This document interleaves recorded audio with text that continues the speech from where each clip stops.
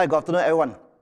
Okay, first of all, I'd like to thank CPF Board and Center for Senior for this opportunity to invite me here to share with all of you about entrepreneurship, especially for some of us who are considering running a business venture in our senior years. So today, we're going to talk about how to turn your passion into profits. So before I continue with my sharing, let me introduce you to Center for Senior first. Center for Senior is a non-profit organization. They have achieved the IPC status to help seniors, workers, to transit comfortably from work to retirement in areas that deal with their social well-being, mental well-being, financial well-being, and of course, with health as well. So the vision is to hold a positive, active aging mindset among all our seniors. And the mission is to encourage seniors to take a gainful and interesting employment as long as possible. We hope that more of us can continue to contribute to the society and our community into our senior years. Some of the activity that the Center for Senior have involved or have come out to help the seniors within the Singapore population. We run a number of courses, which you may find some of these resources on their website.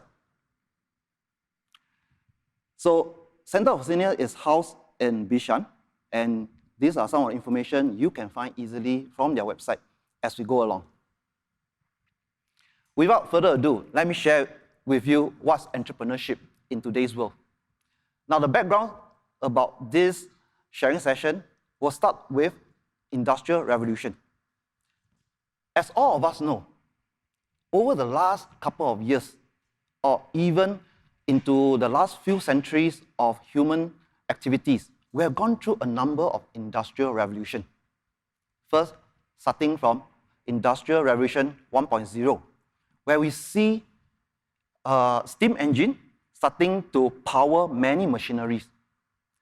And then we move on to Industrial 2.0, where most of us will experience or seen some of the documentaries showing a lot of workers being lined up in a factory setup to have all this production line running constantly and busily over the time. Then come to nearer to our recent centuries, which we saw Industry 3.0. And that is where we are starting to move on to use computer as much as possible to make our life, make our work more efficient and more effective in our everyday life. The last 10, 20 years, we have came across another industrial revolution, which tremendously changed our life, both in work and in our everyday engagement with our communities, which the Industry 4.0, which makes use of the Internet of Things to connect with many, many items around our home, around our workplace, to make us live more comfortably, more efficiently, and more effectively with our everyday lifestyle. And because of this have involved a lot of changes in terms of our work life and in terms of our lifestyle. As all of us have experienced the last almost 2 years into COVID-19, technology has tremendously changed our life. From last April, whereby we experienced a lot of communication using digital means, be it Zoom or MS Teams or any kind of communication tools, we are experiencing a tremendous change in terms of our social engagement, in terms of our workplace engagement. Now, with that, the last 2 years also accelerate our way of thinking. How should we engage ourselves in work and socially using a new kind of mindset of engagement? And as all of us have experienced, the last 18 months, 24 months, we also experienced many changes in the business needs. Nowadays, hawkers will have to use all the different delivery platforms in order to deliver their offering to all of us. And I do believe every day, or even just 1 hour or 2 hours ago, you have been doing some form of food delivery yourself back at home. Am I right? So, moving forward, we need to embrace a different kind of thinking, a different kind of behaviors when we think forward over the next 10 to 20 years into our life, into our work. And entrepreneurship is possibly one of the ways we can engage ourselves over the next 10 to 20 years. Just as I mentioned, during COVID, the last 18 to almost 24 months, our learning have become digitally, correct? More of our children are used to home-based learning.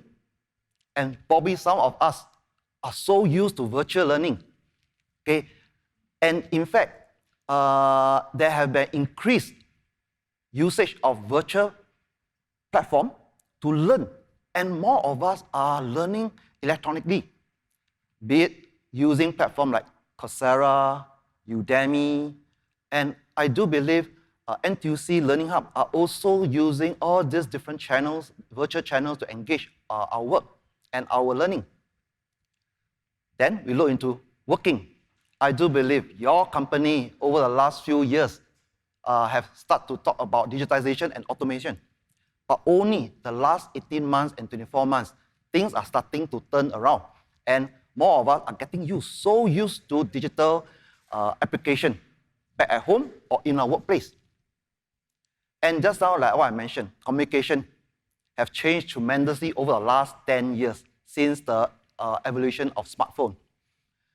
By last year, 2020, almost 50% to 60% of the world population are engaging digitally through one kind or another social platform. And not forgetting, just past our 11 November, okay, in fact, every single month, we have some kind of shopping experience or promotion. Okay, Lazada, Q10, and all these are having monthly promotion. So we are doing more e-shopping. Don't you think so? Yep. So this has tremendously changed how we need to adopt the technology into our next 10 to 20 years, into retirement or into our work life.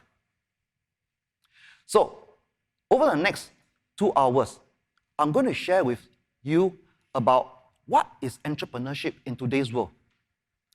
Why is entrepreneurship important to us, for us to consider. And I would love to share with all of you the M&M of entrepreneurship. Last, how to tap on our existing resources to build a viable business for ourselves and probably for our loved ones. So the question first is, what is entrepreneurship in today's world? Any ideas? Probably some of us have some ideas. So it started off with, first, anybody can recognize this guy. Maybe it's a bit too old. Okay, he gave us the car, Henry Ford, back in the 100 years back.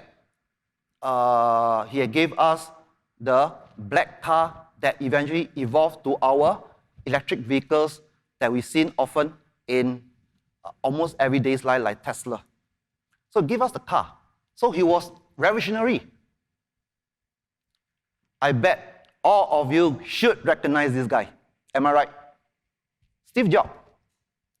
Unfortunately, he passed on a couple of years back, but his legacy lived on. He gave us the smartphone. It revolutionized tremendously how we communicate with each other now, how we work with each other now, and how we able to use at ease to make our life much better now. Can you remember the very first smartphone? It combined three things into a phone: the camera, the phone, as well as the MP3 player. Am I right? So after this first smartphone, come to the 13th edition, notice that we can go without a wallet in Singapore. We can pay through our phone. We can navigate through our phone. And in case you're lost, you still can Google for your position and track where you are and move forward. Anybody remember this guy?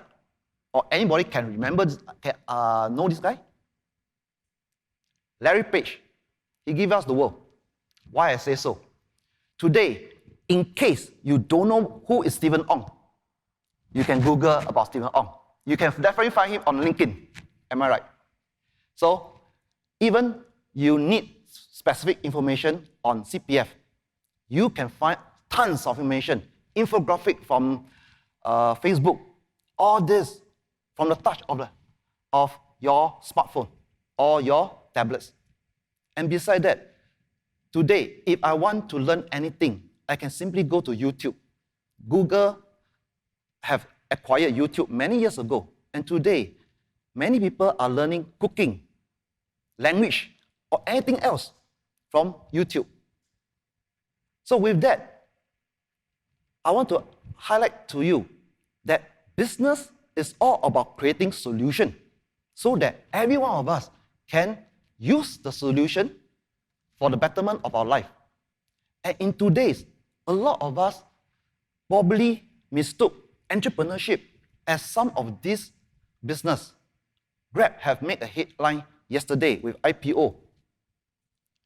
Lazada, which I mentioned, every month they have their promotion. C, they are involved in e-games.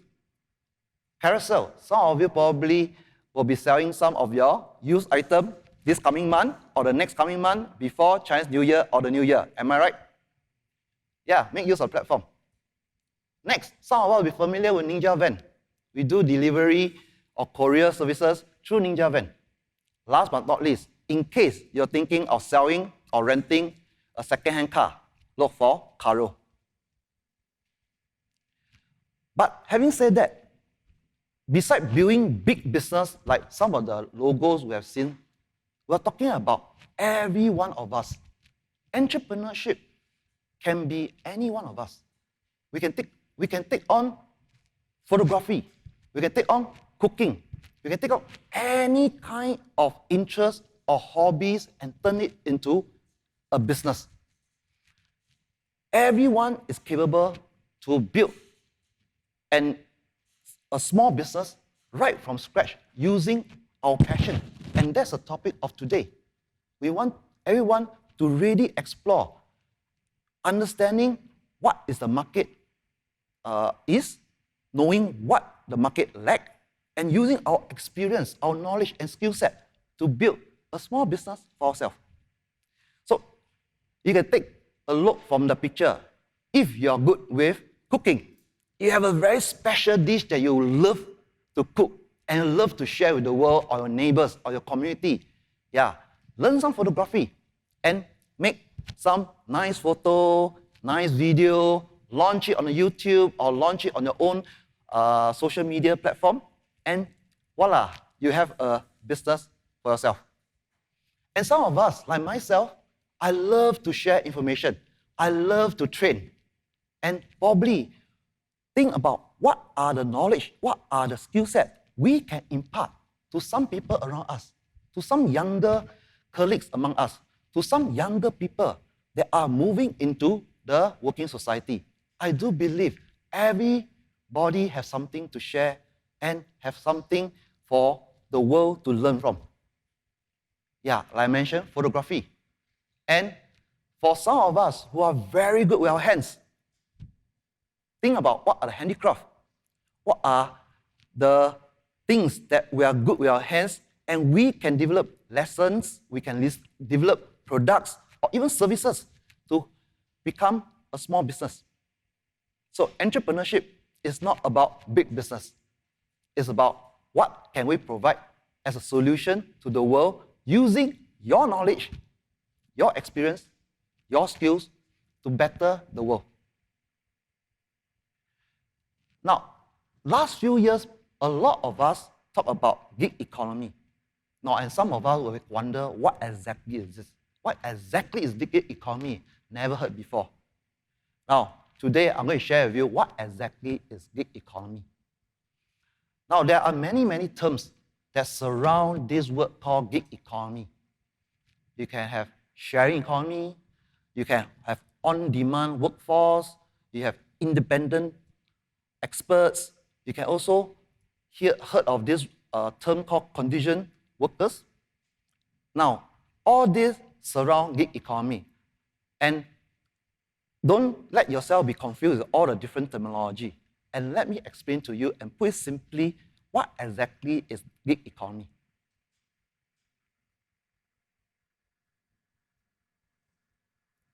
Well, first of all, let me explain gig, the word gig itself. Gig is a slang word, commonly used by musician, okay, I beg your pardon on that, okay, for a job that lasts for a specific period of time. Now, it could be one-off, maybe a half an hour show, or it could be a one-year engagement. So gig is the word that used by a lot of musicians, okay, in the first place. Now, in simpler terms, the gig economy is just an economy whereby everyone contribute a skill set, contribute a piece of knowledge, so that companies who require some of this knowledge and skill sets can engage the person to fulfill project-based jobs. And the project-based could be for 1 month, could be for weeks, or it could be for years. So it really depends on what exactly is the project work we are engaging for. And this helps the company to save in terms of manpower costs, and instead of having a large manpower that may at some point in time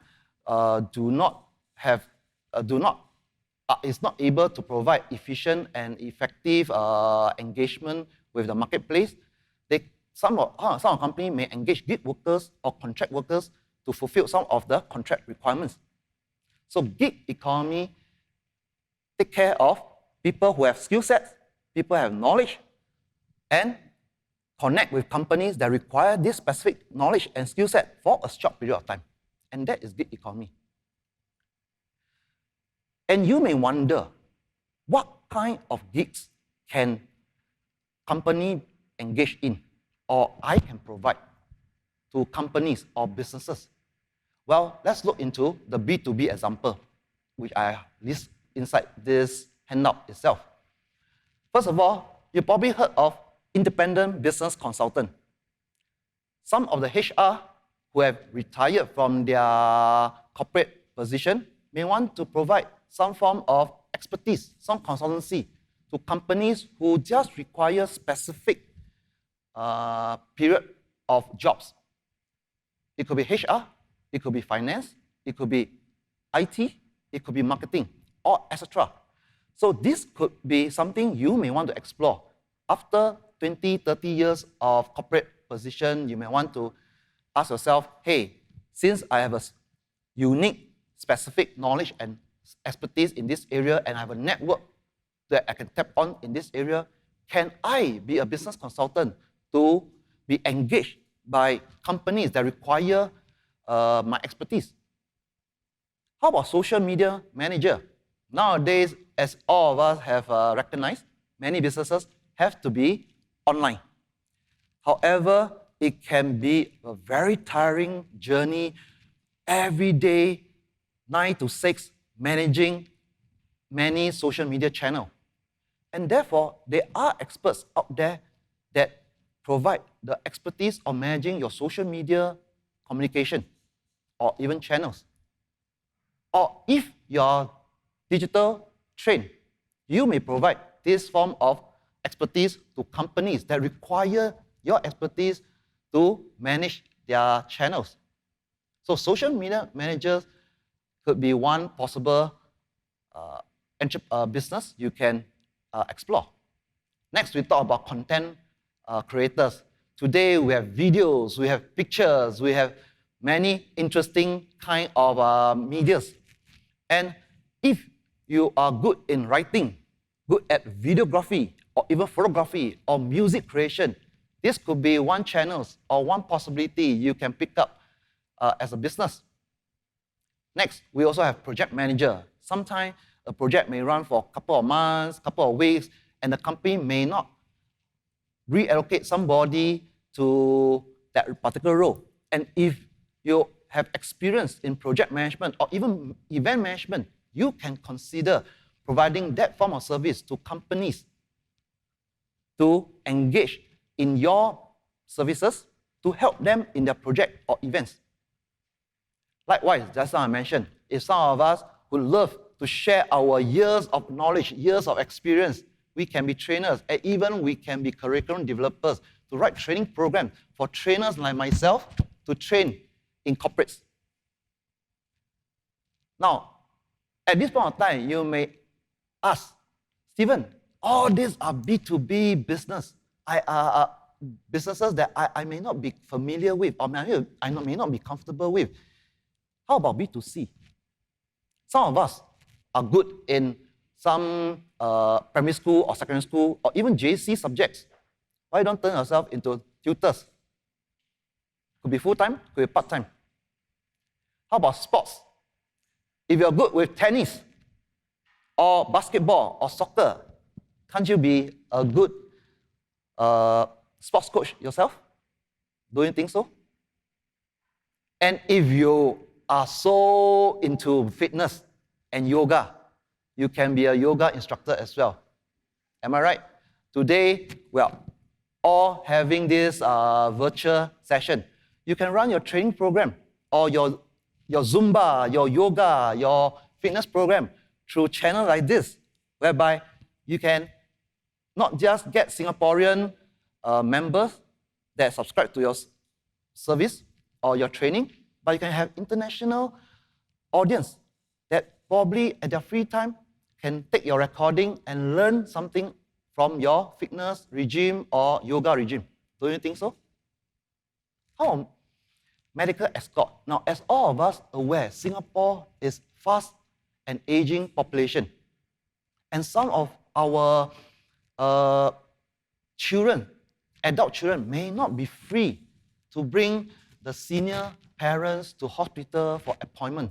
Don't you think that we can offer our time to be a medical escort and help to have a chit-chat, have a meaningful conversation with some of these elderly while waiting for appointment? This could be something to explore as all of us are entering an aging population.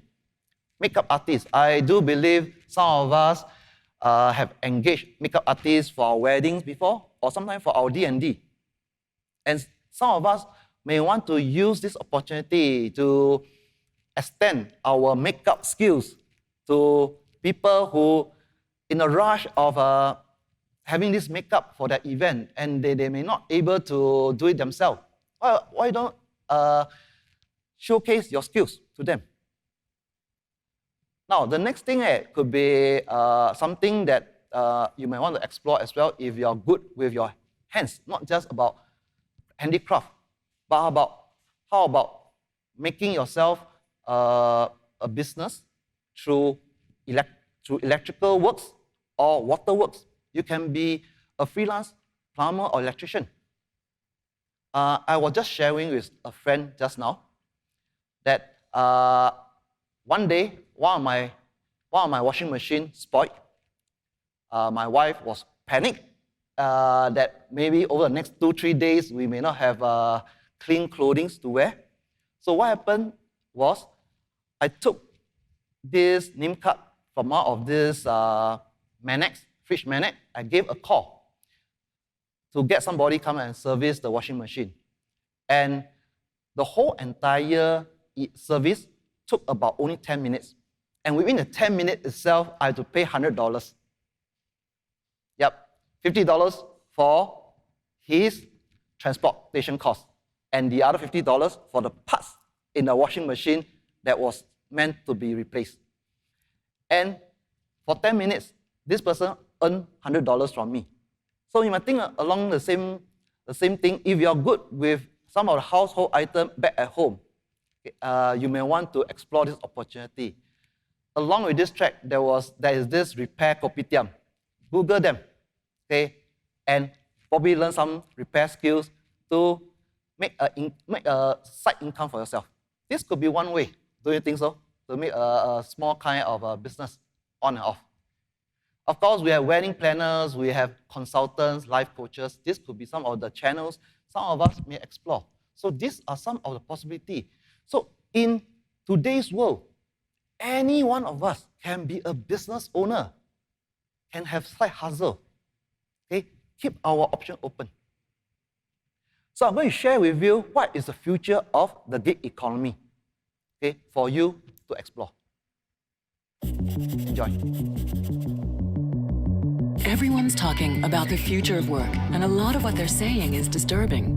Robots are taking over all manual labor. AI will replace all kinds of white-collar jobs, and humans will be contingent labor, scavenging for the limited work remaining. Yeah, pretty alarming. At Deloitte, we don't see things that way. The future of work is this. That's right, people. People empowered to do what we do best.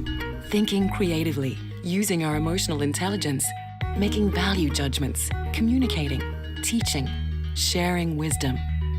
Our human capital teams are plugged into worldwide developments and trends, and we see 7 clear realities we can all act upon right now. Reality 1, technology, talent, and transformation. 57% of jobs globally are highly vulnerable to automation. Work, workers, workplaces, they're all going to change dramatically within the next 7 years. Why now? Because a number of factors have brought us to a tipping point.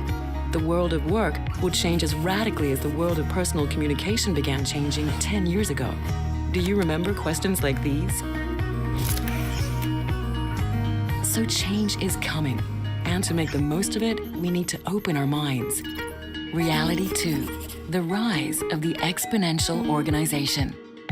We've seen a new breed of company emerge, leveraging big data, algorithms, and new technologies, as well as community, crowd, and staff on demand. They're hitting performance benchmarks 10 times better than traditional peers. Amazon uses robots to select, stack, package, and ship items with almost no human intervention. We already know technology learns far faster than we can, but it's also true that it has changed our personal lives more than the way we work. That's good news, because as technology changes the world of work, we'll already be familiar with many of its advances. Reality 3, the unleashed workforce. 70% of business leaders believe they need a new mix of talent and skills in the future. We've been writing about the open talent economy for years. Well, today, it's here. Traditional employees will increasingly be joined by contractors, freelancers, and crowdsourced talent, as well as robots and AI applications. Office parties will never be the same again. Reality 4, lifelong reinvention. The average half-life of a learned business competency has dropped from 30 years in 1984 to 5 years in 2014, and is still dropping. As routine work is automated, we'll be able to focus more on truly human skills. We'll have careers built around learning instead of careers built around jobs. Reality 5, the ethics of work and society. By 2020, more than 75% of the S&P 500 will be companies that we have not heard of yet. All this change will happen while governments and regulators struggle to come to grips with these new technologies.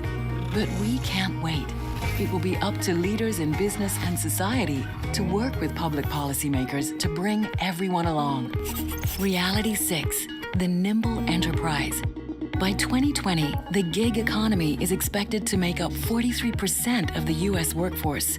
We're facing an army of senior professionals with competency, extensive networks, energy, skills, and the money to build their own businesses. As more startups start up and networks of people steadily move towards more agile ways of working, we need to think big and act small.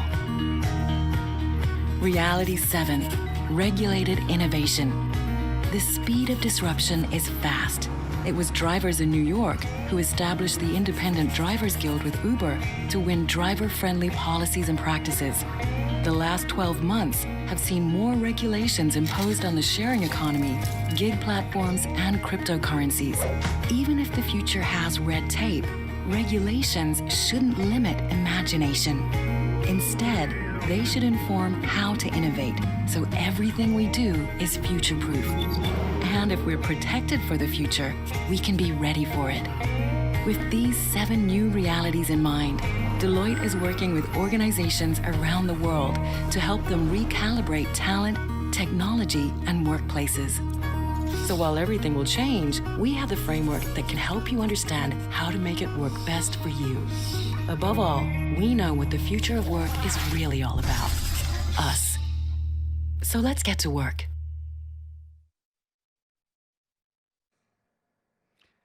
So what do you think about the video I showed? Okay, well, this is a little bit of commercial for Deloitte.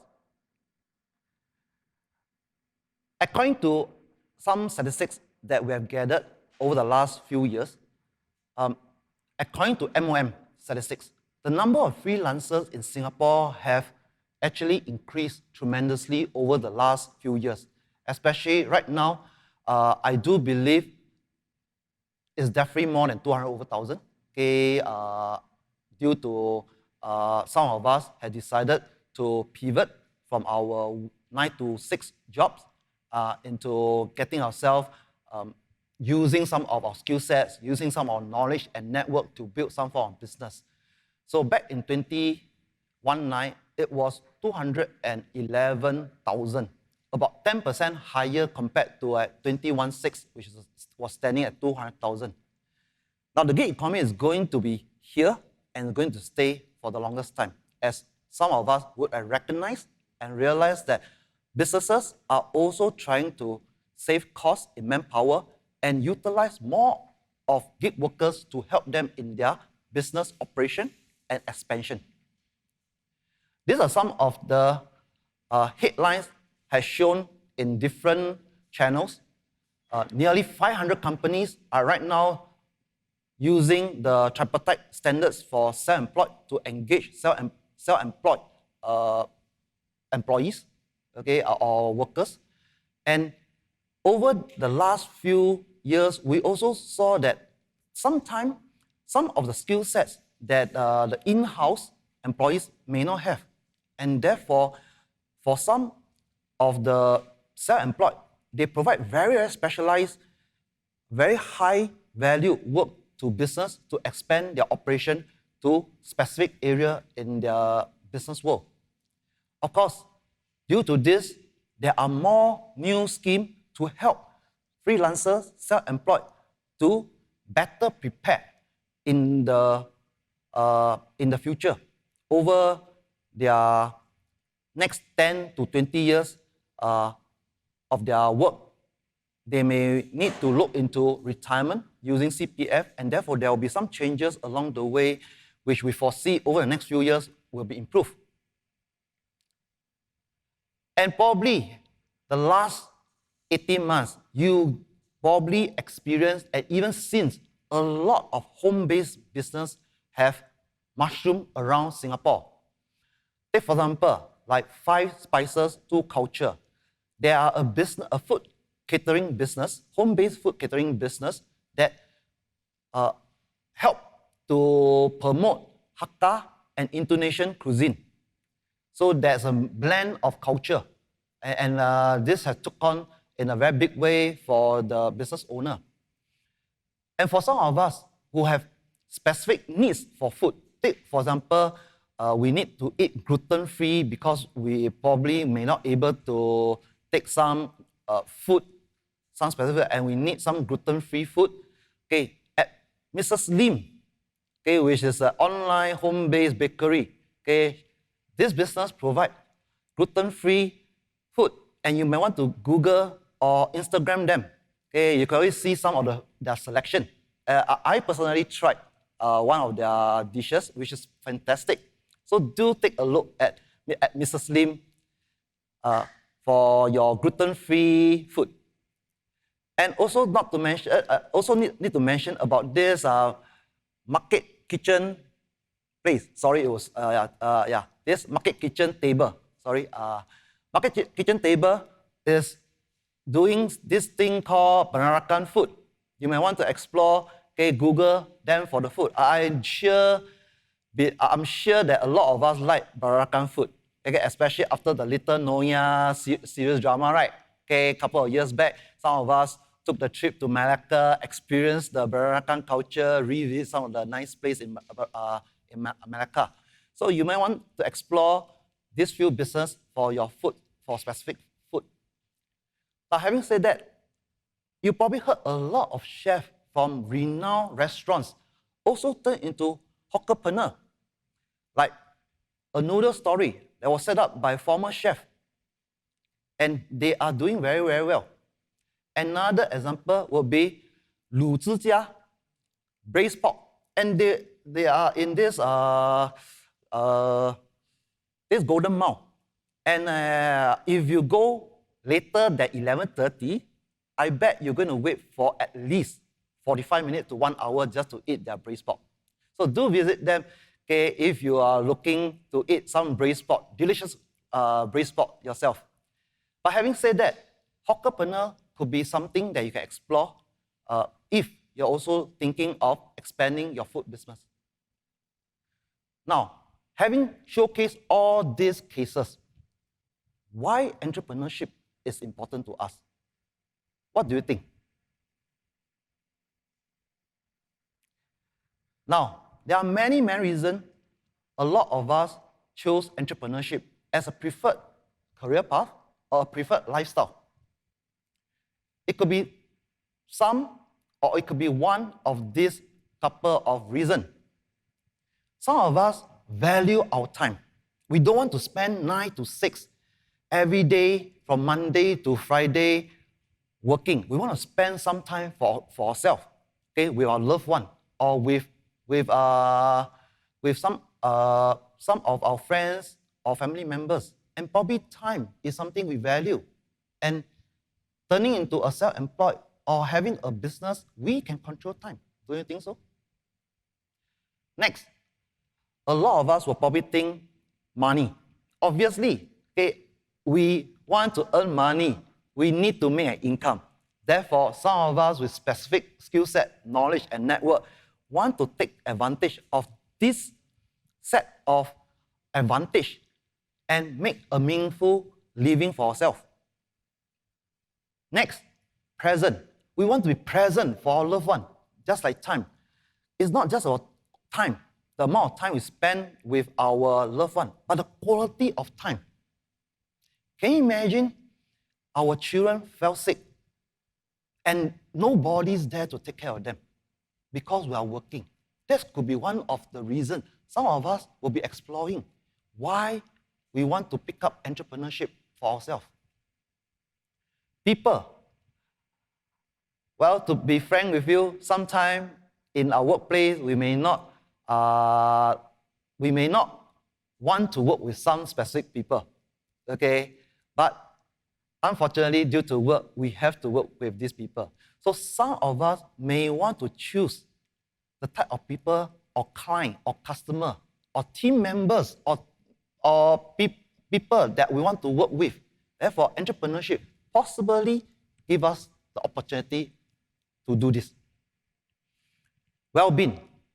Some of us probably trying to climb the corporate ladder, and sometimes it can be very draining physically and mentally.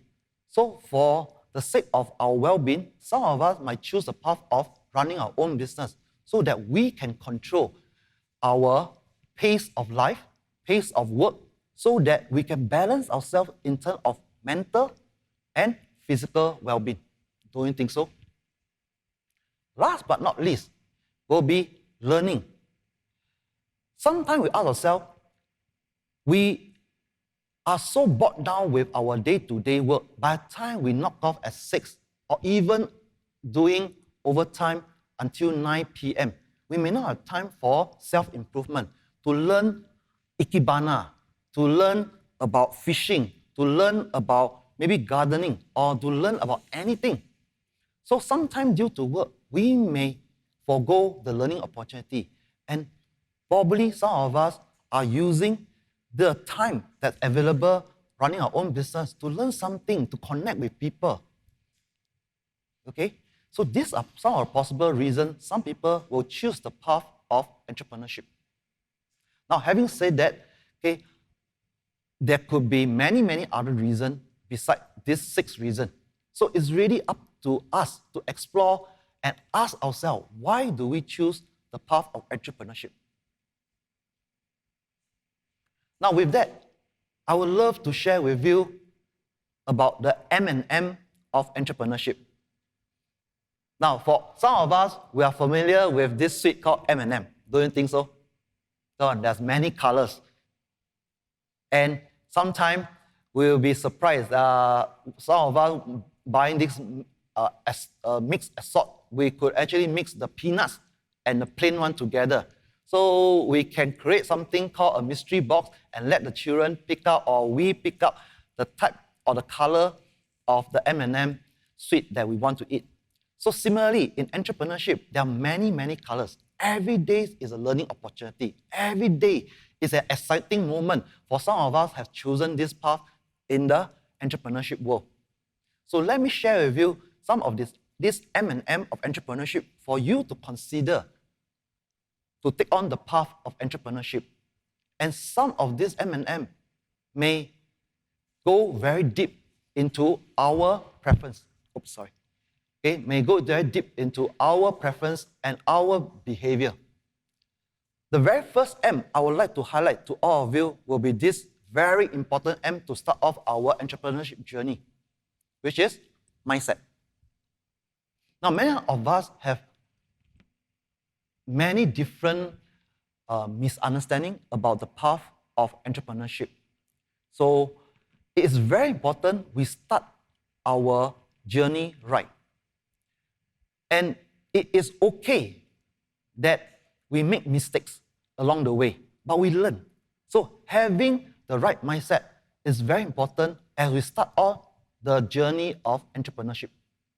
So what exactly are we talking about when it comes to mindset?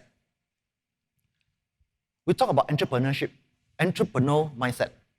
And being an entrepreneur, we need to be able to identify and make the most of the opportunity available within our marketplace. Take for example, if I see that there's a lot of people are always asking for vegetarian food in my neighborhood, and if I'm good at doing vegetarian food, can I think of doing a business out of this? This is an opportunity that I may want to explore to build a business out of it. So, just like Jack Ma have mentioned, listen more to complaints, because complaints are the source of problem to be solved.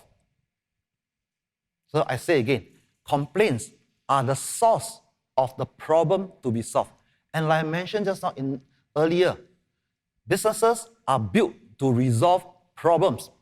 So ask yourself, what sort of problems in the marketplace are you able to identify? And with your knowledge, with your skill set, with the network and resources you have, can you build a business out of this problem? Build a solution to handle this problem. Next, we talk about embracing challenges and failures. There is no such thing as overnight success. Like for example, if you are into, if you like herbal chicken, if you love to eat herbal chicken and you try your hand on herbal chicken, you probably search from the YouTube how to cook a herbal chicken.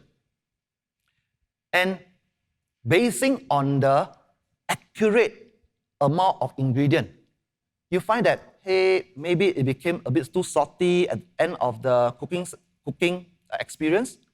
Then probably the next time around, you may want to change the amount of salt you put in this herbal chicken and make it your preference.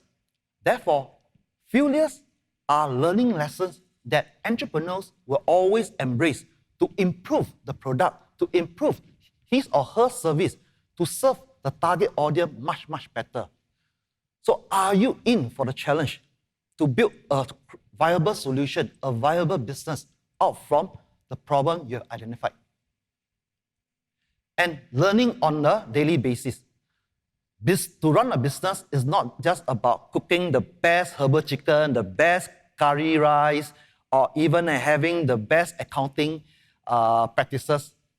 It's also about managing people, the client or customer relationship, how to do negotiation, how to do up all this accounting for yourself for tax purpose, especially come to end of the year, we need to report to IRAS how much are we earning for the last year. These are important skill sets we need to learn. And beside that, we also need to learn our marketing. Don't you think that with so much of pictures and video in a social media, you need to learn to make a little bit of difference to your videos and your pictures to create that attention for your business? So similarly, learning is part and parcel of an entrepreneur, and we have to learn it on a daily basis. One of the mindset I would love to impress upon all of you over the next 1 to 1.5 hours will be, anyone can do it. If you Google about Thailand advertisement, I will believe that you will probably find advertisement of a little girl or little boy trying to help the family to overcome some financial difficulty by selling some stuff. Similarly, a young kid as young as 6 years old to a senior as old as 80 plus years old, all of us can create a business out from something that we have. So we have to think deep, what can we do? And all of us can create a business out of it. I do believe all of us know this guy, right? Okay, probably some of us are having lunch, okay, based on his recipe just now, and probably dinner based on his recipe later on. So Colonel Sanders, okay, developed KFC many, many years back. And when he was a retired colonel, he ran out of ideas. He was broke. He ran out of ideas. What can he do to survive? So with this fried chicken recipe, he created KFC. Originally, he wanted to serve his town, his hometown, his community. But unexpectedly, this had become a household name nowadays. So you can do it if you think of something for yourself. Another mindset, another things that I need all of you to actually clarify will be, or to be accustomed with, is anywhere can do it. All of us can create a business out of anywhere. Okay, have you heard of about the story of Facebook? About Mark Zuckerberg creating this social media platform for his Harvard peers out from his the dormitory, the student dormitory that he actually stayed. So he developed something out of it. Today, we probably see this. Okay, one of the richest MNC around the world, Amazon. So when Jeff was developing this business, he had a very small office. And similarly, there are many, many stories that you probably can research, can Google, that they came out from very small setup. I remember there is this lady, okay, Martha, okay, she created an entire empire out from her home kitchen. So similarly, just like some of the home-based business we have witnessed over the last 18 months to 24 months, many of them have created business out from their kitchen, from a 3-room flat or 4-room flat kitchen. So you need not have to have a big office space to run a business. And if you think you need an office professionally for meeting your customer or clients, there's many co-working space. You can rent an address or use their facility for your business. So place is not a problem. The next mindset I want all of you to relate to will be this. These are two things that some of us will ask ourselves. I don't have ideas. What sort of ideas? Thank you. What sort of ideas can I have? I have simply no ideas what can I sell to people. Well, take a look at this business, Rough Beauty. She created this soap for cleaning based on her experience as a nurse. So this could be an idea that you may want to create. And one more mindset that I want everybody to be clear with is, if you're lack of money, if you're asking yourself, I don't have a lot of money to set up a business, I can share with you about the story of the Oyster card. This young gentleman, he only bought from this IKEA, this, I think, $200 card. He placed all his oysters. Of course, he need to buy oysters, obviously, unless he grow oyster, right? So he used the cart and sell all these oysters through the cart itself, to the trolley. And I do believe if with our experience, with our resources, okay, we can be resourceful in not paying an arm and a leg to create a business out of the necessity. Okay, think about it. We don't need a lot of great ideas. We don't need a lot of money. We don't need a fanciful office. We don't even need to look into age to really set up a business. Any one of us, I do encourage, if you want to set up, if you have an idea, please try. Try. And embrace failure. Remember I told you, embrace failure. The next M I want everyone to really ask deep about ourselves when we want to run into a business is motivation. What is the motivation that we want to run our own business? Of course, just now, when it comes to the 6 reasons of importance of entrepreneurship, I have mentioned some of them. But more important is think deep. Dive deep as much as possible. Ask ourselves deep. Why do we want to set up a business? Is it for ourselves or is it for our family sake? So let's explore this.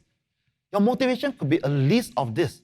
First of all, like I mentioned, there could be opportunity that you saw, that you want to make use of your skill set, your knowledge, and your network to create a business out of it.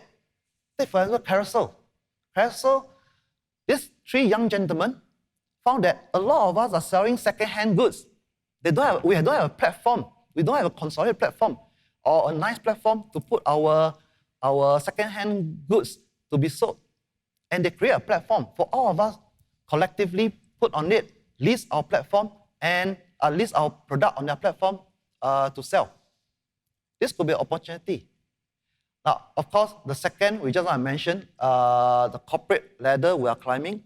Some of us will got tired with our corporate life. We want to take a little bit of a back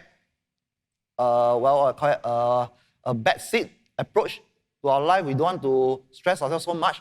We want to use the opportunity to create something out of our existing network. This could be a motivation itself.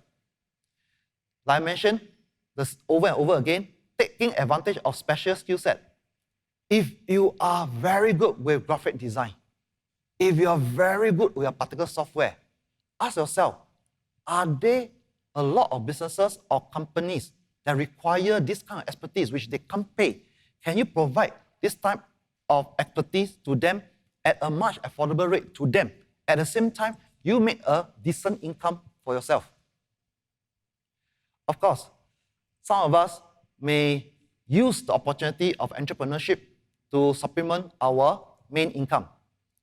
After 9 to 6, we find that we want to make sure that our family and ourselves live a much better lifestyle, we can think about doing something extra using our extra time. Maybe I spend, takes two hours, I write articles on Fiverr to earn $50 USD per article. That could be done. Don't you think so? That could supplement a little bit of my income. Of course, many of us have very strong desire to gain personal and financial success. So this could be a very strong motivator when we explore entrepreneurship, which one of the 6 reasons is money. Don't you think so? We need money to survive. So therefore, if we are capable to earning more than our previous job, why not? Of course, that's what I mentioned. Some of us may not want to build a business just for our sake. We want to build a legacy, a business that we can pass on to our children or for our great-grandchildren to carry on our legacy. Just like many local enterprise, like Yuan San. Don't you think so? If you thinking of creating such a legacy, this could be one way we can explore. Of course, besides money, there's also another M I would like to explore with all of you. Movement. By movement, I'm talking about some things that we are very passionate about. Take, for example, plastic pollution. If we are very bent on trying to get rid of plastic through our small little action, through our small little behavior, and we're able to collate people to work towards the same goals, the same sustainable development goals, we can create a business that promote the movement as well. You could be against violence, domestic violence. You could be against animal abuse, or you could be trying to support the matured workers in their business in terms of their business venture through some specific skills. This could be a movement that you can take advantage of. So you can look into setting up a non-profit or not. Well, in terms of entrepreneurship, will be more of what I call as a social enterprise. You can set up a social enterprise, build a business while satisfying social needs. So I'm going to share with you 2 examples, okay, which over here can be your reference. First of all, Care was set up by a senior chief financial officer, whereby he felt strongly against plastic use. And as all of us are aware, over the last few years pre-COVID, plastic have been a very big problem to the global climate change. And I think this is a good movement. And he had tried to make all his product as plastic neutral as much as possible. Okay, another familiar business you probably came across will be Food for a Social Cause. Elaine has set up this, and she has helped many needy youth and adult in employment by employing some of these special needs children or youth and adults to work in this F&B business to help them to make a meaningful employment. So if you're into such movement, you can consider setting up a social enterprise for entrepreneurship as well. Okay? So after the second M, mindset and motivation, then we talk about market. What are the opportunities available for us now? After we have a right mindset, after we understand our motivation to run a business, now we need to study the market. Now there are many kinds of approach towards doing market research. However, the key point is I need all of you to understand it's very important to study and research the market that you are going to provide a solution through your business. So the question I want to ask all of you, how much do you know about your target market? just like a tiger going out for a hunt for its dinner, it needs to understand where can it find its food. By the river? By which part of the river?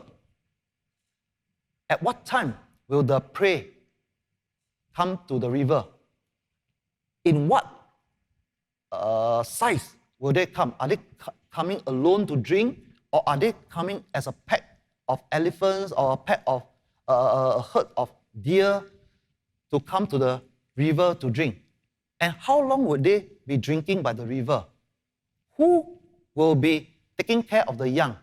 How the adult animal defend themselves or alert themselves against predators like a tiger?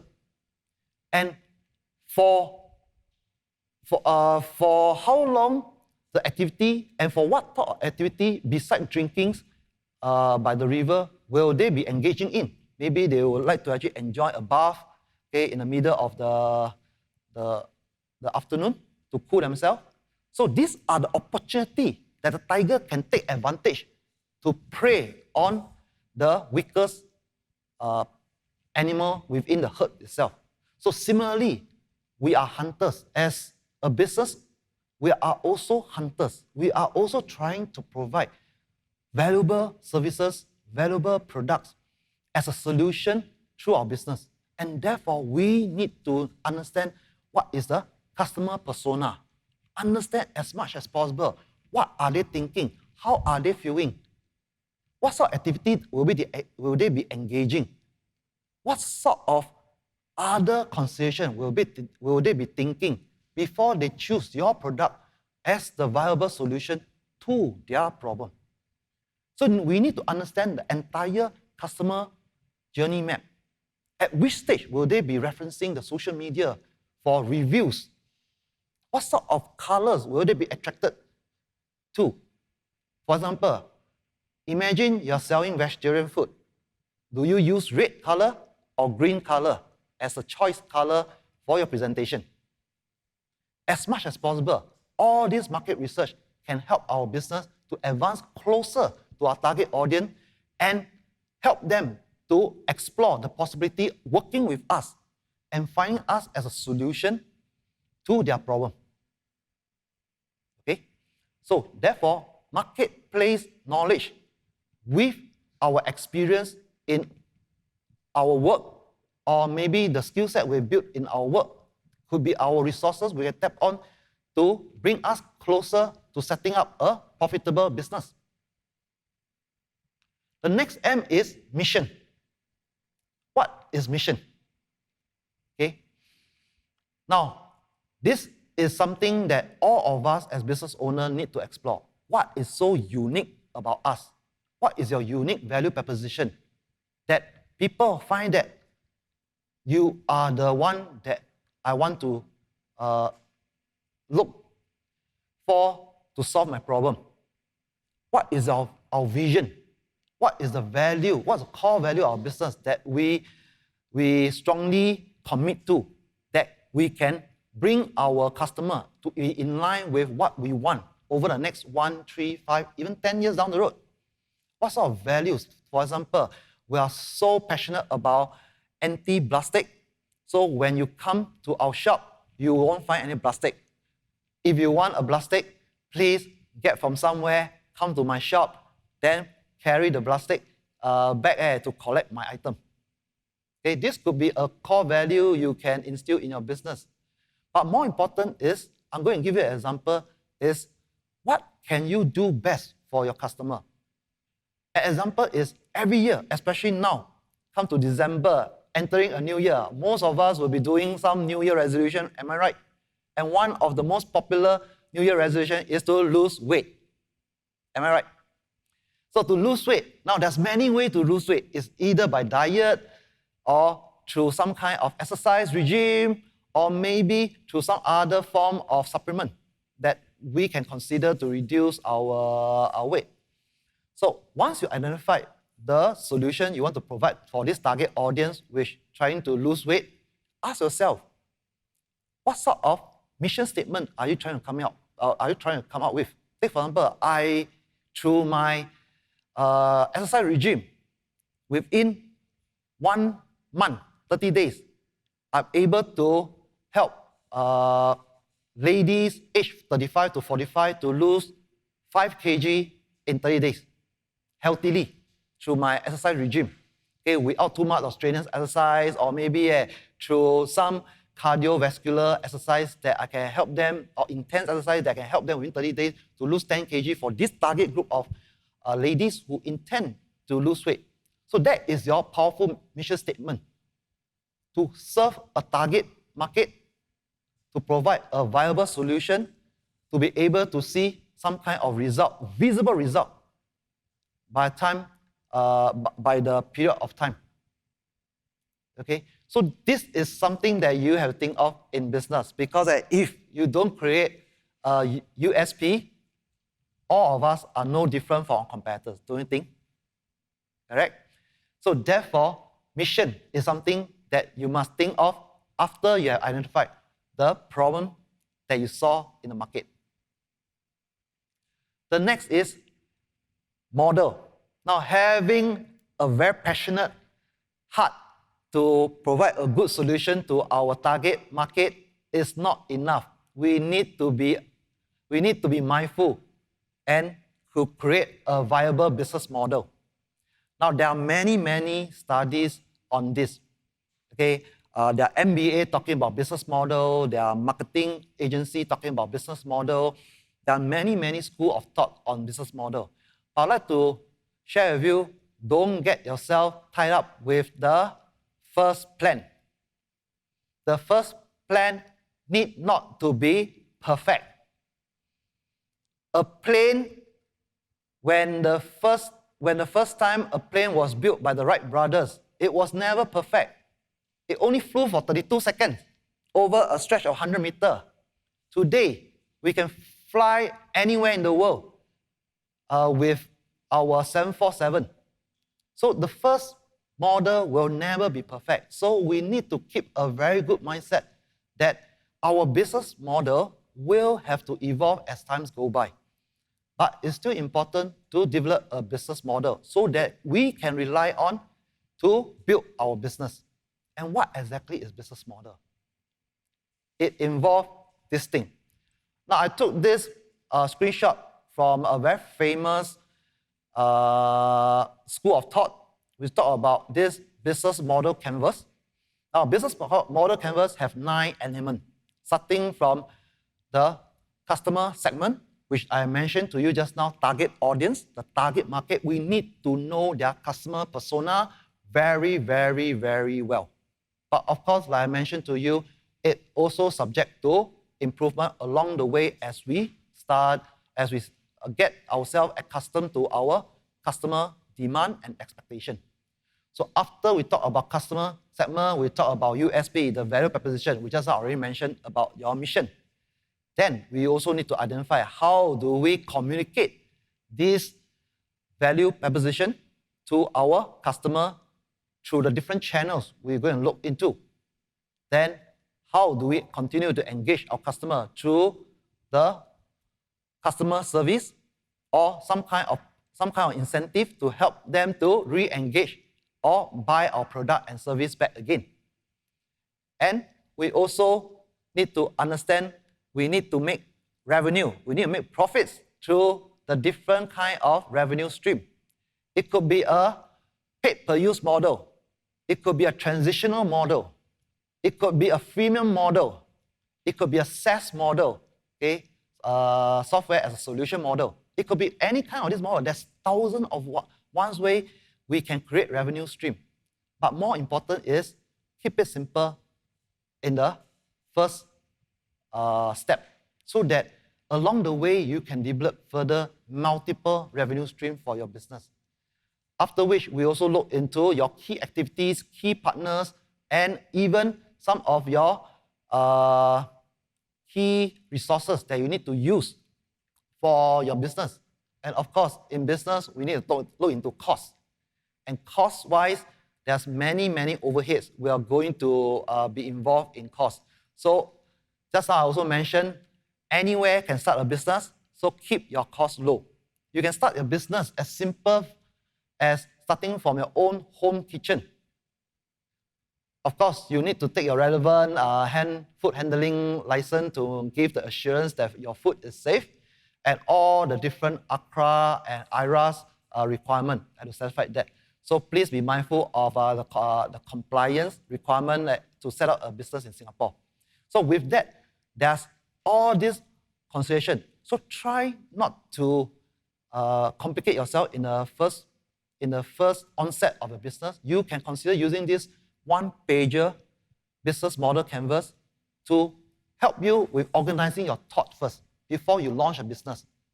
Okay, don't get yourself jumping into the deepest end of the pond and get yourself entangled in the day-to-day chore. Run through some friends or experienced family member who have run a business before.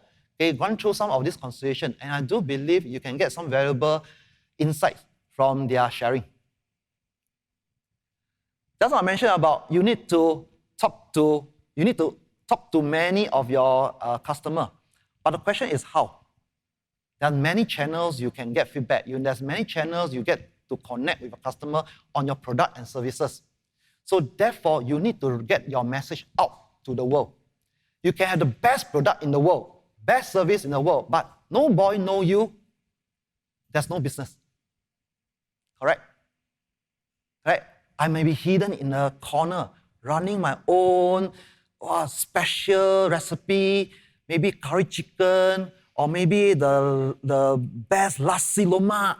Okay? But if the world don't know you, if your neighbor don't know you, if you shy about showcase your product or your services, I'm sorry to say, okay, you might not have a profitable business. You can have a passion, but it may bring profits. So that's important. It's very important for us to communicate effectively and efficiently to the marketplace that we want to serve. That's the reason why message is very important. And with message, we talk about things like marketplace. Once you identify the market, the target audience that you're going to provide a solution, understand their customer journey map. Understand where can you find these people. If you're selling some interesting baby item, if you don't want to pay for a booth in some of this exhibition, can you find that online in some of the forum, some of the discussion, or some of the Facebook group that you can share about your new interesting toys or baby product or mom's products? In some of this marketplace that you can find definitely one or two customers that eventually let them share your review, or rather their review of your product and services, and let this snowball along the way. Okay, there's always this saying, okay, once you get good reviews along the way, business will come. So focus a lot on your quality of your offering. Medium. Some of us are more comfortable in Mandarin or Malay or Indian. It's okay that you don't need to engage in English, but understand what sort of language your audience is most comfortable with engaging.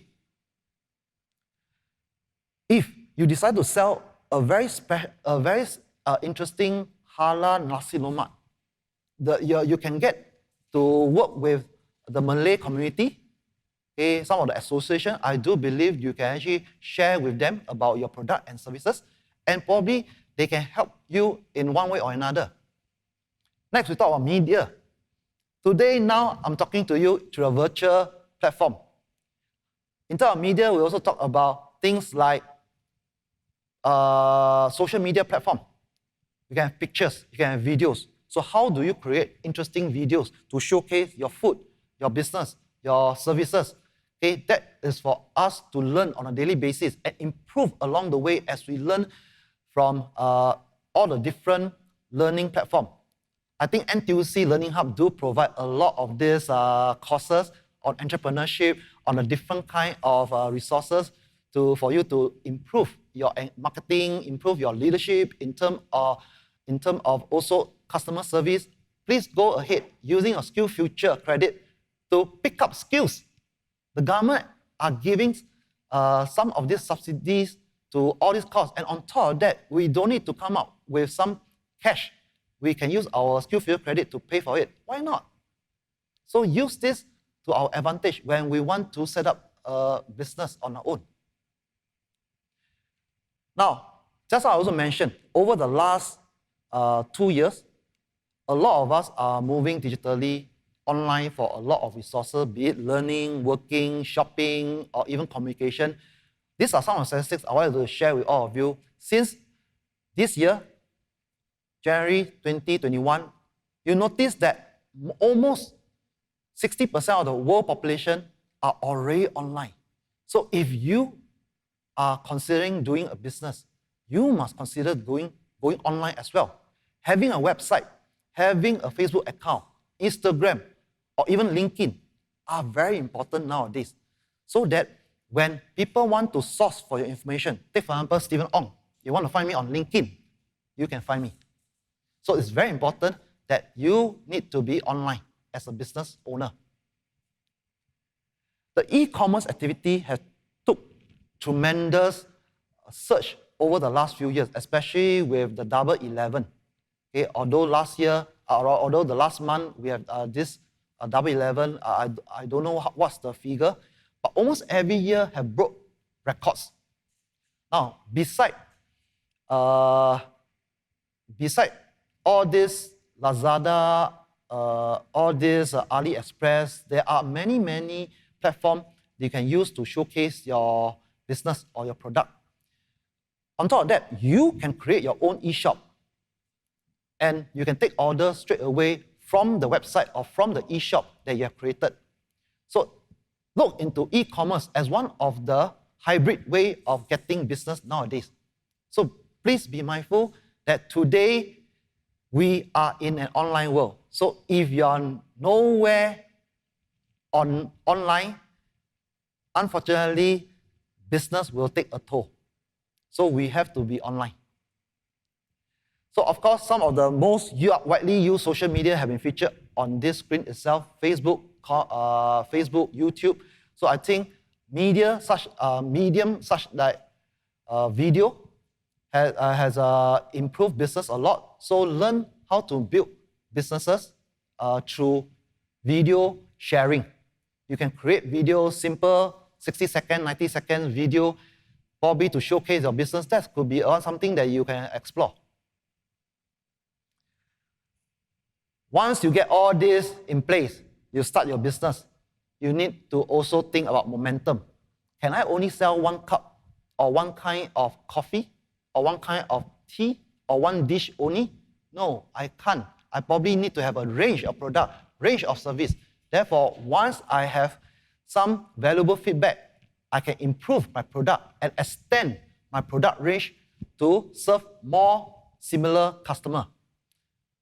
That's why product and service range, after you have created your business, having good traction, think about what other product range or service range can you develop to enhance your offering and create more variety for your customer. And the next thing I want to share is mastery. Focus on your quality. Just as I already did mention on this point. You have to be a master of your trade. Okay? Although every master can be a disaster at the start, but we always must strive to be the master in our trade.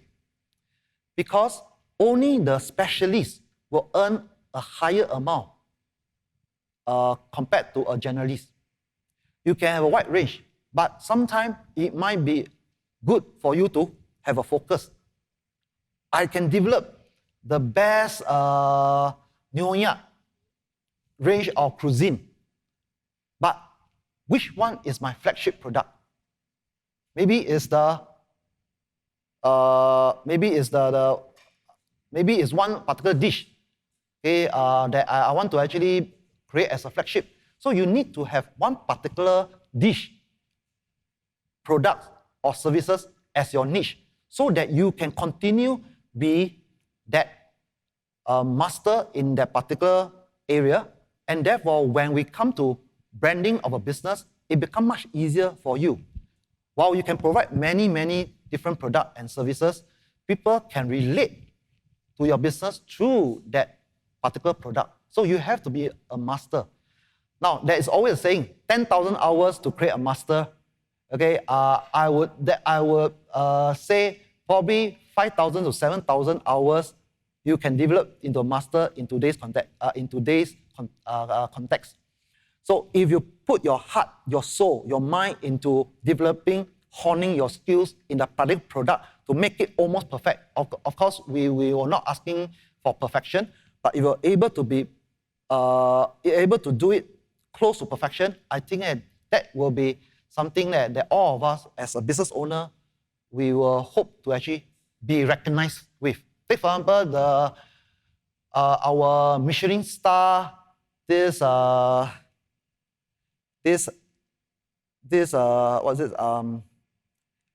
chicken, I think in Tai Seng. Yeah. So this chicken restaurant, okay, all of us know that he sells many, many different dishes, but we will go to this restaurant primarily for the chicken. Okay? So mastery. I urge all of you to think of mastery. Last but not least, in business, no one is an island. Please seek mentorship, okay, in different area of business. Now, mentorship may not come as a person. It can come as the videos we are watching from YouTube, the audio books that we are listening in as MP3 format. It could be somebody that we admire, that we want him or her to share some insight about some particular area in our business. So please feel free to seek mentorship as much as possible. Okay? Don't be shy. Okay? Especially as Singaporean, most of us, okay, quite shy, right? So when you go into business, don't be shy. Seek mentorship as much as possible. So in summary, these are the M&M of entrepreneurship I would like to share with all of you. Okay, mindset. Have a good mindset to start off a business. Understand your deepest motivation, why you go to business. Understand the target market. You're going to carve your profit. Understand the mission, your value proposition towards this target audience. Get your business model right. Although you need not to be perfect in the first place, but over time you can hone it close to perfection. Understand and craft out your ideal marketing message to the world, especially to your target audience. Why they need to use you, why they need to buy your product, why they need to use your particular service. There are so many competitors out there. Why you? So your mission statement must be clear and loud. Your momentum, your range of product and services as you advance in your business journey, you have to increase. You cannot have only one product. You probably need to create a number of them so that people can find variety in your business. Mastery. Be a master in your trade. You can sell the best ting teng in the market, in the Hongling market, but at the same time, you also need to have other dessert along the way. But when people get to know you, when they come to enjoy and then queue in front of your store, they will want to buy your best ting teng in Hongling market. Finally, seek mentorship. Mentorship is so important. From the books you read, from the audio you hear, from the video you watch from YouTube, from all the different kinds of ways you extract knowledge and expertise to continue hone your business, you have to continue to improve along the way in business. So, after sharing with all of you this, now question, which is almost the final part of my sharing session is, Stephen, now that you help us think about entrepreneurship, so how can we best use our existing resources to create a business, a viable business that can generate profit for ourselves? So these are some of the things you might want to take it as consideration. There's altogether 7 steps. 7 simple steps. So to make life simple for all of us. First, what is your passion? Choose your passion. I can play the best golf among my peers. So I may have a certain tricks in playing golf that can hit almost a hole in one. Can you teach this to your as a business, as a sports coach, to maybe some people who need to hone their golf skill? Think about it. So these are some questions we have to ask ourselves. What do I like to do? What do I love to or enjoy playing? What am I super good and experienced in? What is the thing that I always wake up in the morning, every morning to hone my skills or to hone my knowledge? What do I love to learn more and deepen my knowledge? These are some of the questions we have to ask ourselves so that we maintain that passionate nature when we enter business. And your passion can be rubbed off to your customer. Same thing, do market research. Understand your ideal customer as much as possible. Plan your roadmap. Okay, it's quite similar to the momentum I'm talking about. So this is one of the most important steps in you starting a business. Ask yourself, what can I do now? Set up a website, or maybe do an internet Google search whether does this business name have been used across different has it been used in a social media? Has it been used as a website? Has it been used by anyone in the world? Okay, so this is something that you might want to think as a first step. Then later on, register yourself with Accra as a business.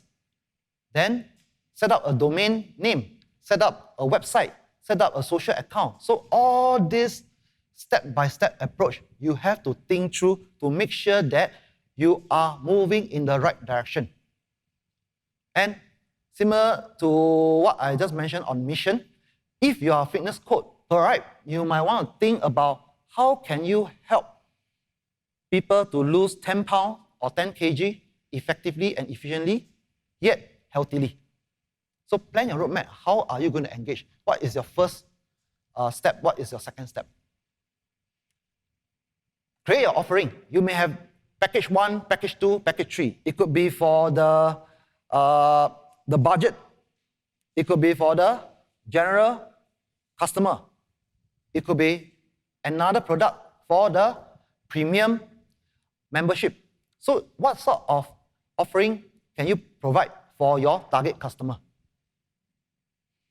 Like I mentioned, creating online, you need to have a website, you need to have social media for you to market your product, your services to as many people as possible. Remember, in business, you need marketing to bring out the quality, the features, the benefit of your offering to the world. You can have the best product in the world or the best service you can provide in the world. But if nobody knows you, okay, nobody buy from you. Understand this basic philosophy. Driving traffic. Go and ask your friend, your family members, go and like your Facebook page, go and spread the news as much as possible. This event won't be possible if CPF won't share across many channels. Similarly, in all business, you have to share as many, as wide as possible so that more people can get to know you and willing to try your offering. And hopefully, they provide some good feedback, some good review so that you can get a momentum in your business. Last but not least, just now I mentioned about product and service range. How do you maximize the profit? Provide a range of your product and service so that different customers can find variety in your offering, and that's how you can maximize your profit. Of course, not to mention about promotion, incentive to get people to buy back from you again. And in summary, for the last few points will be pick your passion, conduct some market research, plan your roadmap, create your offering, make sure you have a good website, a good social media presence, drive the traffic, maximize your profit through the product range and offering. However, I always try to stress this point. All of us need to embrace lifelong learning. We need to learn accounting. We need to learn photography. We need to learn a little bit of videography. We need to do a little bit of blogging. We need to network. So when COVID is sort of in control and we're able to see more people, do use opportunity to network, to find opportunity to network with more like-minded people, collaborate with people to bring your business forward. Innovating your products, planning your offering, especially when it comes to festive season, Christmas coming, New Year coming, Valentine's time coming, Mother's Day, Father's Day, all kind of festive season, they all provide opportunity for us to market our products and services to our ideal target. There's so many opportunities. Please take advantage of all this. So to strive in elderpreneurship, these are some pointers you may want to take back today. Focus on the quality of your delivery. This should be the first thing you need to keep in mind. Don't focus on quantity first. Focus on quality. Make yourself known in the marketplace based on that flagship product. Quality matters a lot. Your review will bring in more customers. As a self-employed, you need to develop self-discipline in order to stay productive. You can not sleep until 12 p.m. to wake up to finally start your lunch and start your business. You still have to follow the normal work regime that you want, okay, to get things done. Build relationship and network. Learning should be part and parcel of our DNA. Be financial intelligent. So if you need some reallocation of your financial resource, do spend some time in looking after your personal finance as well. And finally, as a business, it's always very important to adapt to the changing market condition. Take for example, bubble tea. Remember during the circuit breaker, a lot of us crave for sugar, right? We are so addicted to sugar that we have to, when the circuit breaker released us, all of us flood to all the different bubble tea and queue up to get our sugar craze. So what happened was, when come to the later part, bubble tea start to create some different packages for us to buy online. So these are some of the pivoting experience that businesses must engage into. So I'm going to share with you this couple, Richard and Yen. If you find Yen familiar, you probably have seen her as a senior model in some of the magazine and some of the media. Okay, but more importantly is this business. I want you to take a look at this particular video which have summarized what I shared with you over the almost 2-hour session in terms of learning, in terms of innovation, in terms of all the different things that I share with you over the last almost 1 hour plus. Okay, take a look at this business, and I think there's a lot of learning lesson over this short 3 minutes. So enjoy. 1 Degree C was started in 2016. It came about when I was abruptly retrenched from my company. I was already 54 years old, and to find another job was really, really difficult because I needed to provide for my family. I told him, you have to focus on one thing only, whether you want to do your own business or you want to still continue to look for jobs. So we decided to plunge into this and try it out, and yeah, that's how it came about. Today, there are not many companies that do coffee and tea together, so we are one of the few. Our specialty flavor is actually almond milk, and the other one, which we believe that is very unique, is this masala cold brew coffee. I don't think you can find another masala cold brew coffee anywhere else in the world. We also want the masses to experience a healthier choice coffee, you see, and we know that there are lots of people who have not drunk cold brew coffee, and we feel that this is the coffee of the future. We got a lot of feedback from customers that say that, hey, Richard and Yan, we like your product, want to support you. Unfortunately, we don't drink coffee. And that's when Yan decided to create a product called Butterfly Blue Pea Cold Tea. I think what sets us apart is that we actually recycle our bottles, and for every bottle that's returned, we pay 20 cents back. So this is all part of the DNA of 1 Degree C. Healthier, sustainable, eco-friendly, and wanting to produce something that is better for all. As a small company, the only way to grow and to gain awareness is to partner with people that have very unique things. We feel that if we can help other SMEs, we want to be able to pay it forward in whatever way possible, whether by collaborating with them or just putting their products online on their behalf. What 1 Degree C means to me is really a brand that my wife and I have started together. If this business was to affect our marriage, then we would give up the business because the marriage is more important than the business itself. We've learned so much, and we're still continuing to learn day by day. And for someone like Yan and I who are very curious about new things, it is really beneficial. It also shows that people that are old can still learn. To everyone who wants to start a business, I think you should go for it. If your business fails, it's fine. You can get yourself up, because for every failure, you always learn something and you become a stronger person. I would say it's so much easier nowadays compared to the past. Now you can set up an online store very quickly, and you can reach out to so many customers.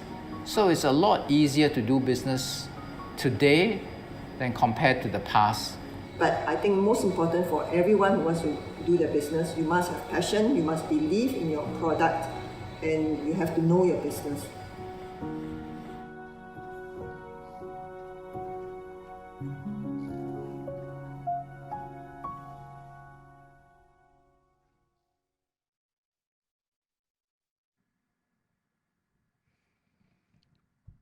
Okay, I hope you have enjoyed the video. It encapsulates all the points I have shared with all of you over the last almost 2 hours. Improvement, okay, have a passion for your business, very, very important. All this will become very useful when we set up business. I will leave all of you with some of these final points before I do the Q&A. Create a wealthy mindset. What is wealthy? First of all, write down what you want. Okay, I'm not asking all of us to be the next Elon Musk. Okay, write down something simple. Okay, the next 1 year, 3 years, 5 years goal. All of us are aware about how to set smart goals, right? So write down what you want. Okay, once you write down, you are accountable to yourself to that written notes. Okay, and share with more people about these particular goals. Envision your future. What exactly is going to happen in 1 year, 3 years, and even 5 years down the road? Okay, how will be your future like? There's something called dream board. You may want to explore the idea of drawing a dream board. Affirm your desire. It's going to be a daily challenge, okay, when we work on our dreams. So we need to always affirm our desire to be successful, to look into our future. Listen to our inner voice. Okay, our motivation should be internal. It should not be external. Inspire ourselves as much as possible on a daily basis to move forward.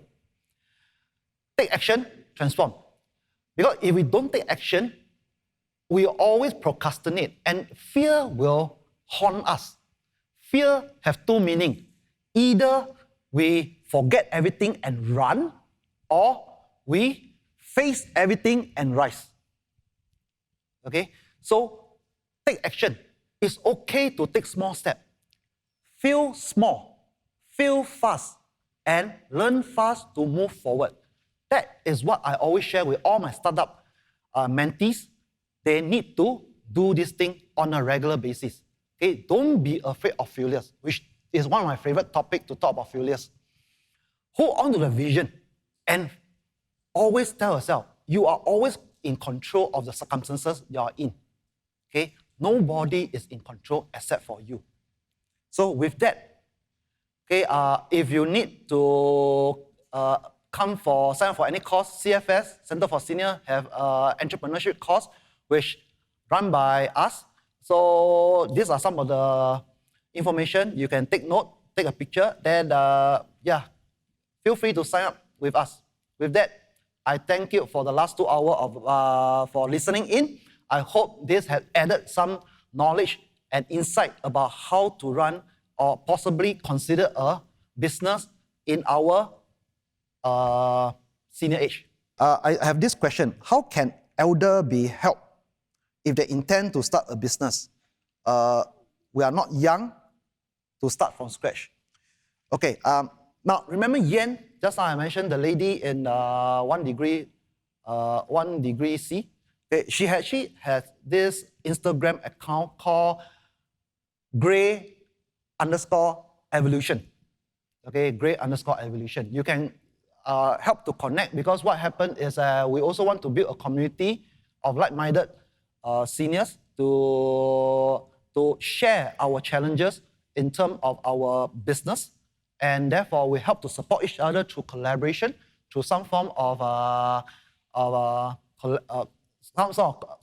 connection to help to support each other in our running.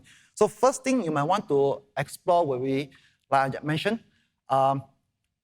before you even start a business, all of us have fear, have doubts about our ability to run a business. Why don't we get connected with some Facebook group of some senior entrepreneurs or some entrepreneurs to share and understand more about the particular industry or more about the particular marketplace that we want to stick our leg into. And this could be one step. Another step could be you may want to do some market research. Understand. Pay a listening ear. Observe more of what happened in the marketplace. Are you seeing people having issue with some things? Are other people complaining about this such thing? Because complaint to me is where I start off my business idea. So the more people complain, the better it is, because I know there's a marketplace for that. Okay, if I have a solution, I have resources to deal with it, the skill set, the knowledge to deal with it, this could be a possible business venture.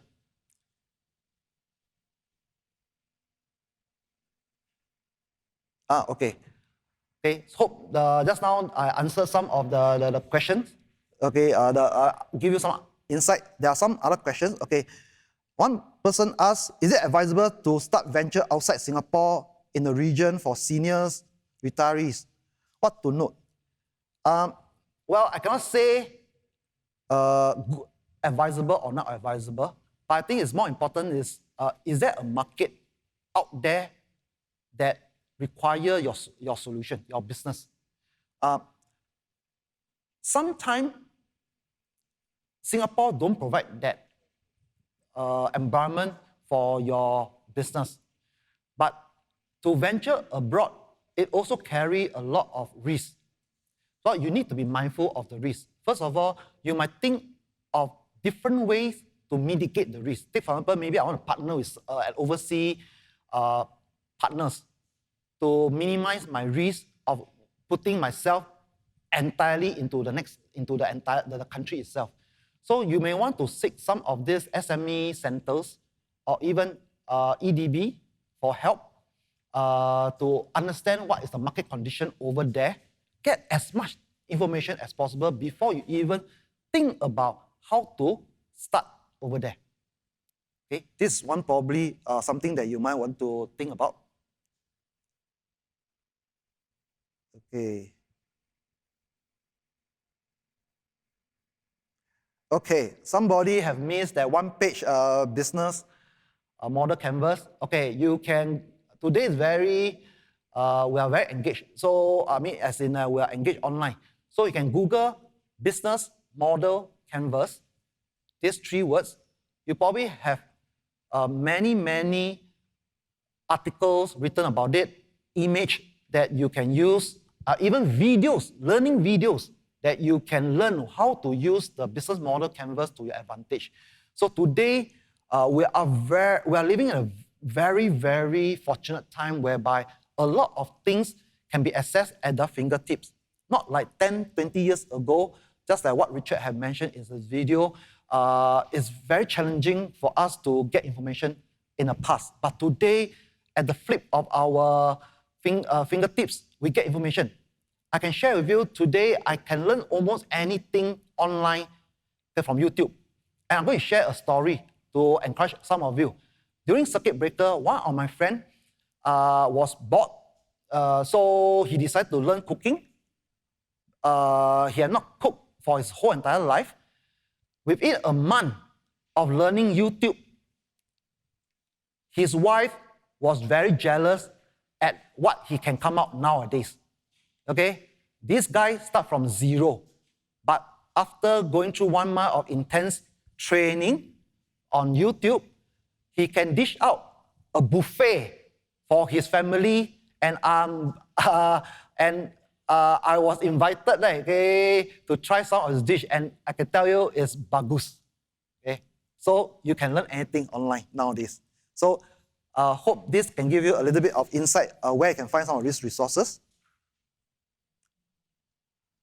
Is 65 too old to start a business? It depends on what sort of business you're planning. If so basically, any age you can come up with a small business of our own. Of course, if you want to set up another SpaceX to compete with Elon Musk, it may be a challenge. But I do believe even at age of 65 and even 70, like my mentor is already 83 years old. He have a training business, stem out from his own experience, his own knowledge. So I do believe even at 65, you can start a business out of your own passion.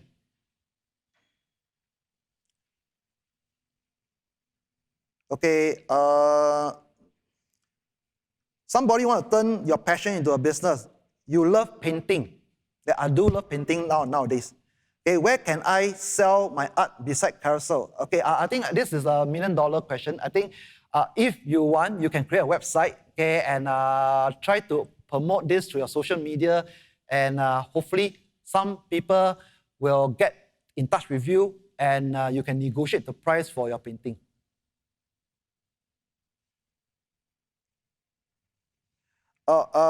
This person wants to publish a book, do not know how to market the book. Okay, he's considering uploading to Amazon, or already upload to Amazon, have no order. What would be my advice? I think book-wise, depend on what sort of topics you may want to similarly create a landing page and probably sell it at a very affordable rate to get your books on going.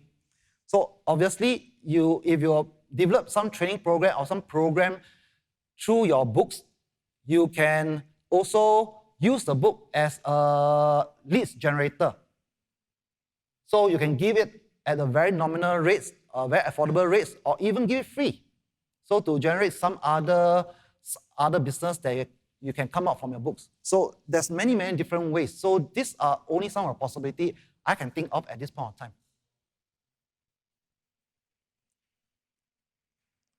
In terms of recommending, okay, this person has asked, can I recommend some channels we can go and seek job opportunity for trainers and curriculum curators? I think there's a lot. I think the WSG or MOM have a portal, career portal. I think that's probably one of the place you can seek some opportunity. Beside that, I think also similarly, I always share, get yourself network with more communities. There are a lot of trainers and curriculum developer communities. I do recommend one community that you might want to check will be to consider will be you can Google Facebook group. There is a community called Community of Learning. Okay, then there's another community called Human Resource and Finance Financial and Finance. Yeah, Finance Committee. Sorry, Human Resource and Finance Committee, HRFC.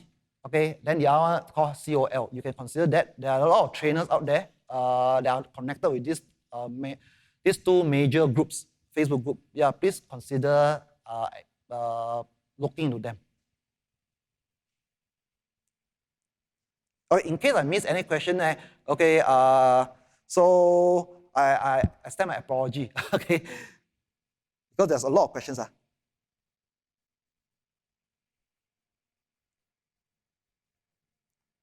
Okay, I think more or less that's about it.